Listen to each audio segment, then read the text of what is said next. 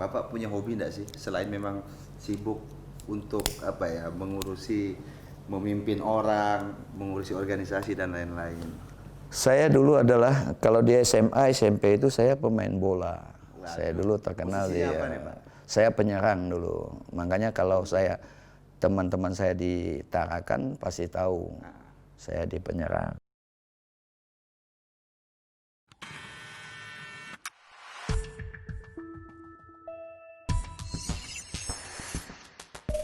Halo, selamat datang di Nara Talks. Nara Talks kali ini sangat spesial karena saya eksklusif bersama Bupati Kabupaten Tanah Tidung, ada Bapak Undun Syah. Selamat malam Pak. Malam. Ya, terima kasih sudah meluangkan waktunya untuk kita di Nara Talks kali ini. Banyak yang tidak tahu, Pak Undun selain sebagai bupati juga pernah menjadi seorang guru. Politisi serba bisa ini mungkin banyak yang belum tahu latar belakang beliau, makanya hari ini akan kita coba kulik, coba kita gali sedalam-dalamnya siapa sosok Undun Syah ini. Apa kabar Pak? Kabar baik, alhamdulillah. Ini Pak, mungkin bisa diceritakan sedikit nih Pak, Undun Syah kecil itu seperti apa sih? Didikan orang tua seperti apa sampai menjadi sosok seperti sekarang, pemimpin yang dikenal lugas juga tegas seperti itu. Ya, terima kasih kepada seluruh teman-teman yang berkenan mengunjungi kediaman saya, menunggu dengan susah payah, ya dengan lama. Iya. Ya, saya sekali lagi terima kasih dan mohon maafkan saya. Secara sekilas saya sampaikan bahwa sebenarnya saya ini adalah masa kecil. Saya kebetulan adalah dilahirkan di salah satu desa di Muara, Kabupaten Bulungan, di Salimbatu. Jadi saya kecil dibesarkan di sana sampai umur 7 tahun lah begitu. Saya pindah ke Tarakan. Di Tarakan saya sekolah sejak SD, SMP sampai dengan SMA.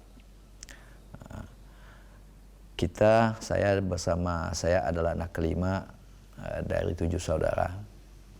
Alhamdulillah sampai saat ini kami masih lengkap. Ya. Yang paling tua saat ini umur 80-an. Saya ada yang paling bungsu ya 60 lah itu. Haji Nurdin Hasni, anak terakhir dari kami adalah keluarga, kalau saat ini mungkin keluarga miskin dari sekian secara ekonomi kehidupan keluarga hanya mengharapkan dari bapak seorang nelayan dan seorang petani. Oleh karena itu saya juga bersama dengan orang tua saya sangat terbatas waktu. Saya umur 7 tahun telah dibawa oleh nenek saya ke Tarakan. Selanjutnya saya dididik melalui nenek saya. Umur saya pada saat itu 78, berarti sekitar 78 itu orang tua saya yang laki-laki meninggal. Setelah meninggal mau tidak mau kan tulang punggung keluarga beralih kepada kakak seluruhnya. Saya pada saat itu sudah ada di Tarakan, tidak di Salimbatu, di desa Salimbatu. Saya mulai melalui pendidikan SD yang ada di sana. Saya di sekolah SD Karangbalik dulunya. Setelah lulus saya masuk di SMP 1, pindah di SMP 2, selanjutnya masuk di STM, pindah di SMA Bulungan pada saat itu. Jadi kecil saya banyak dididik oleh nenek saya, sehingga ikatan karena kebetulan pada saat SMA mama saya meninggal. Jadi saya betul-betul adalah yatim piatu pada kondisi seperti itu. Hanya pesan orang tua saya, mama saya katakan dengan saya pada saat itu, kamu jangan pernah seperti ini. Kalau kamu seperti ini, kalau kamu bertahan di desa, kamu akan seperti kakakmu. Maka kalau ingin mengubah, kamu harus sekolah. Nah, maka motivasi sekolah yang kita lakukan. Ya, jadi artinya Undun Syah kecil itu bukan Undun Syah yang lahir di kondisi yang bisa dibilang sejahtera ya Pak ya. Ya. Karena persoalan ekonomi belakang orang tua yang merupakan petani dan nelayan tadi. Nah, bagaimana kemudian seorang Undun Syah di masa muda melecut motivasi untuk kemudian merubah itu? Jadi satu-satunya cara untuk saya selalu punya pedoman bahwa ingin mengubah nasib kita itu adalah kita sendiri. Untuk meningkatkan status sosial kita harus bicara masalah pendidikan. Ini yang saya kejar. Maka dengan keterbatasan ekonomi keluarga, saya dulu dibekali hanya uang 95.000 saya kuliah. Dari Tarakan ke Samarinda itu naik kapal yang kapal kayu. Tahun berapa itu Pak? 83. Jadi kan saya lulusnya adalah 81, 82. Sekitar 82. Jadi kita menyeberangi Samarinda tidak semudah saat ini. Ya. Tetapi sebenarnya penerbangan ada, kapal ada Tampomas pada saat itu. Tetapi kita tidak mungkin karena kondisi ekonomi, keterbatasan ekonomi kemampuan keluarga ini menyebabkan saya untuk memilih yang menurut saya bersama dengan teman saya 4 orang ini harus melalui jalur itu. Kalau tidak kan tidak mungkin kita sampai ke Samarinda, begitulah ceritanya. Jadi itu yang kita tempuh sekitar 3 hari baru sampai ke Samarinda. Jadi tidak melewati Balikpapan. Kapal itu langsung dari Tarakan singgah di Biduk langsung ke Samarinda. Jadi itu mengawali, karena motivasi tadi adalah mengubah nasib kan dengan pendidikan. Nah, kemudian nih pada saat Pak Undun sudah memasuki masa kuliah nih Pak, kegiatan seperti apa sih yang lebih sering dilakuin, nongkrong atau aktif di organisasi? Karena kebanyakan atau malah sibuk pacaran. Ya namanya masa muda kan orang macam-macam nih Pak. Kalau Pak Undun sendiri seperti apa sih? Nah, jadi dulu saya gini, kalau bisa kuliah secepat mungkin, saya akan mempercepat kuliah. Oleh karena itu pada saat saya pertama pilihan itu pada saat tes Kopertis itu saya 2 lulus. Karena zaman itu ada 2 pilihan, IPA, ilmu pasti dengan sosial, IPS. Kita bisa memilih 2. Saat itu saya memilih biologi dan pertanian. Biologi saya lulus, pertanian tidak lulus. Saya milih yang IPS adalah PMP dengan BK. Lulus 2-2. Tetapi pilihan saya jatuh ke BK. Makanya saya lulus di BK pada saat itu. Nah, motivasi saya awal karena tidak mungkin kita bertahan lama. Kalau saat ini kan orang lebih enak lama-lama kuliah, karena biaya tetap dibiayai. Kalau sudah keluar cepat, biaya diputus oleh keluarga saat ini. Kalau kita dulu tidak, karena kita harus menempuh perjuangan yang begitu berat, semakin lama semakin memberatkan kita. Karena kehidupan itu harus kita lalui dengan kita sendiri, karena tidak pondasi kita tidak kuat. Saya pernah jadi karnet di salah satu mobil yang ada di Samarinda. Nah, aktivitas saya menjadi organisatoris di perguruan tinggi. Saya menjadi ketua himpunan mahasiswa jurusan. Saya di Senat. Kalau dulu ya Senat ya. BEM saat ini ya Badan Eksekutif. Ya BEM saat ini. Saya juga pernah jadi salah satu pengurus di PMI Samarinda.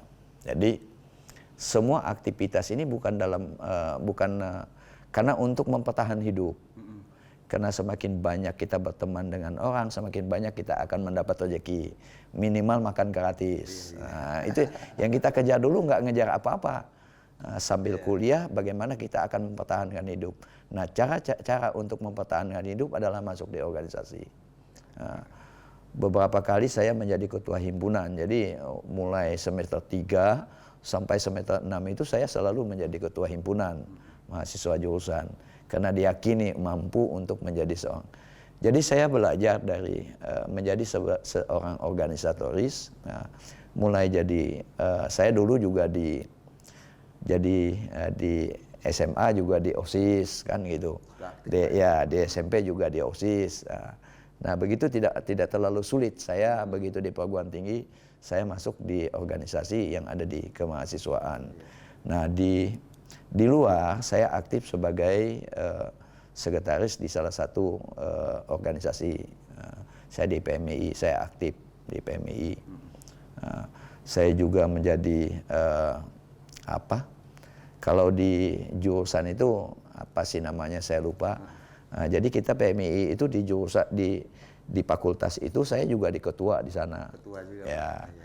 Jadi pada saat saya tahun 81, 82, 82, 83 ini kita sudah menggali potensi di kemahasiswaan. Apa yang kita lakukan? Tetapi saya punya prinsip jangan sampai organisasi menjadi joki. Tetapi saya akan menjadi joki organisasi. Oleh karena itu target saya tidak dibilang pintar, saya juga tidak. Tetapi pada tahun 86 saya adalah salah satu mahasiswa murni yang tercepat. Saya 4,2 bulan saya sudah bisa menyelesaikan S1. Walaupun IPK tidak terlalu tinggi, hanya 2,67. Tetapi pada saat itu untuk mencapai begitu tidak mudah. Dulu hanya orang itu 2,0, 2,3. Tapi kita masih bisa melampau karena target saya begitu saya selesai, saya ingin menjadi dosen di salah satu perguruan tinggi yang ada di Indonesia. Karena di 86 saya lulus, 87 saya di wisuda, Unmul tidak membuka BK. Yang membuka itu adalah Uncen dengan Tadolako. Dua-dua perguruan tinggi ini saya lulus. Tetapi keluarga tidak ingin berpisah dengan saya. Maka saya tetap bertahan menjadi seorang pengajar di salah satu sekolah yang ada di Tarakan.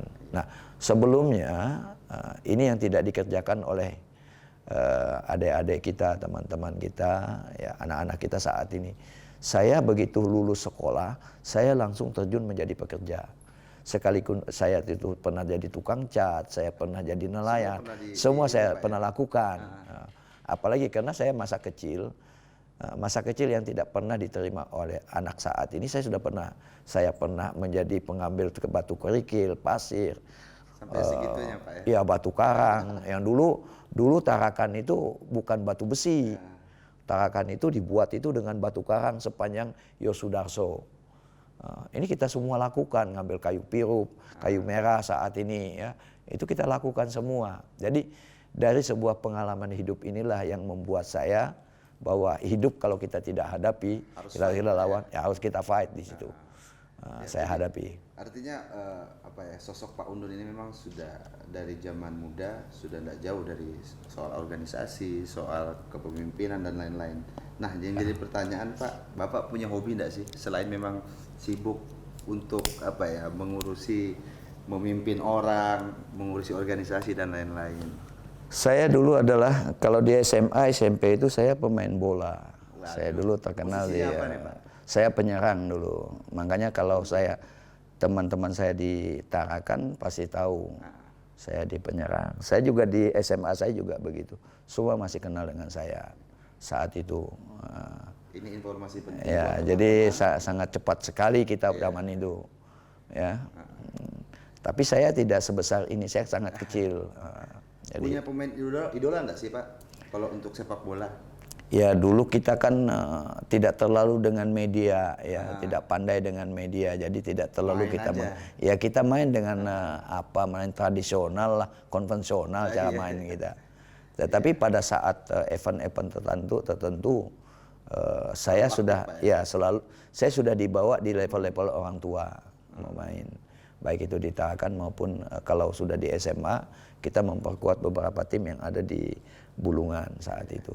Ya, saya tidak lupa. Nah, selain itu, saya beralih begitu sudah pada usia tua. Ya, saya mulai sejak saya jadi guru, saya sudah beralih hobi tidak lagi main bola, tetapi saya sudah hobi mancing. Ya, jadi mancing salah satu hobi saya. Sampai sekarang, Pak? Sampai saat ini, ya, masih saya tekuni. Ya. Mungkin sebelum kita masuk ke, mungkin sudah dibocorkan sendiri tadi sama Pak Undun kalau hari ini orang lebih mengenal sosok Undun saya itu sebagai seorang politisi, sebagai seorang pemimpin kabupaten, bisa dikatakan salah satu termuda di Indonesia. Tapi banyak yang nggak tahu kalau sosok Undun Syah merupakan seorang guru, ya Pak ya? Ya. Bisa diceritakan sedikit kali Pak? Ya, jadi tahun guru, gitu. tahun 87 saya lulus, saya honor itu sekitar 6 bulan. Terus ada tes PNS untuk Kalimantan Timur, itu adalah zona Kabupaten Bulungan melalui Kandep Kabupaten Bulungan. Saat itu hanya diterima bahasa Inggris 1, BK itu nggak ada, matematik 1. Kalau nggak salah matematik 1. Jadi diterimanya sangat terbatas. BK saat itu tidak diterima, nggak ada. Jadi saya tetap berjuang, saya ikut tes. Yang penting saya direkomendasi oleh saya pada saat lulus langsung menjadi honor di tenaga pengajar di SMA Tarakan dulu, saat ini SMK 2. Jadi 6 bulan langsung saya diberikan rekomendasi untuk ikut tes. Sekalipun di BK tidak ada untuk formasi yang ada di Kabupaten Bulungan. Tapi saya coba. Nasib saya nggak tahu. Pada saat tes itu Allah mungkin campur tangan Allah. Saya adalah yang terbaik pada saat itu tes, hasil tes. Akhirnya tahun 88 saya menjadi PNS. Nah, karena saya adalah masuk kepada profesional, masuk kepada harapan bahwa saya jadi guru, ya saya tetap jadi guru. Akhirnya saya mulai 88 menjadi tenaga pengajar. Nah, tenaga pengajar waktu itu karena sarjana pada saat itu guru dari sarjana itu sulit, bahkan sangat terbatas. Makanya saya mengajar itu beberapa sekolah. Saya pernah mengajar di SPK, saya pernah mengajar di SPG, saya mengajar juga dalam kurun waktu yang bersamaan. Saya bisa mengajar itu, semua, Pak, ya? Bisa menjalankan sampai 2-3 sekolah. Saya guru tetap di SMA, tetapi saya juga mengajar di SPG, karena SPG itu lebih banyak psikologi umum, segala macam, lebih banyak pedagogik, karena guru lebih mengarah kepada itu. Saya juga mengajar di SPK. Jadi 3 sekolah untuk Duta Harapan yang keempat, 4 sekolah untuk SLTA, 3 untuk SMP. SMP itu saya mengajar di SMP Pajar dengan Muhammadiyah, saya mengajar di sana, saya mengajar di SMP 2. Jadi 1 minggu itu saya rata-rata 60 jam. 60 jam 1 minggu. Jadi padahal kondisi kita waktu itu motor nggak ada, jalan kaki. Saya tidak pernah menerima, makanya filosofi dalam hidup itu berbeda. Saya tidak pernah menerima apa yang saya peroleh pada saat. Yang penting bagi saya memberikan manfaat bagi orang lain. Apa itu? Adalah ilmu. Alhamdulillah, dikasih saya ambil, tidak dikasih saya tidak pernah. Ini yang mungkin yang diberikan oleh Allah kepada saya. Makanya hikmahnya pada saat seperti ini. Itu. Ya, jadi. Ini nih Pak, apakah menjadi guru itu jadi mimpi Pak Undun sejak kecil atau seperti apa nih Pak? Enggak. Saya tidak pernah memimpi menjadi seorang guru karena saya sudah menghitung, menakar kondisi ekonomi orang tua. Dan yang menjadi mimpi seorang Undun Syah apa sih Pak? Saya nggak punya mimpi apa-apa pada saat itu. Tetapi begitu ibu saya mengatakan bahwa kamu harus merubah nasibmu. Jika tidak, kamu tidak. Untuk mengubah, kamu harus sekolah. Sebelum meninggal, beliau mempesan dengan saya, kalau mau, kamu tidak boleh diam di Salim Batu. Kamu harus keluar dari Salim Batu. Apakah dengan pencapaian yang ada, Bapak merasa sudah membayar lunas pesan dari almarhumah orang tua? Alhamdulillah, yang selain pesan beliau dengan saya, kalau kamu pernah di tempat orang, apakah kamu diberikan minum atau makan? Makan dan minuman itu adalah dari daging. Ingat siapa yang memberikan kau. Itu pesan orang tua saya. Makanya sampai saat ini orang baik itu tidak boleh kita akan zalimi. Nah, kalau kita mencoba menjalimi, Allah akan marah dengan itu. Makanya saya takut dengan sistem jalim itu, saya paling takut. Makanya itu yang diberikan oleh orang tua dan saya kepada saya.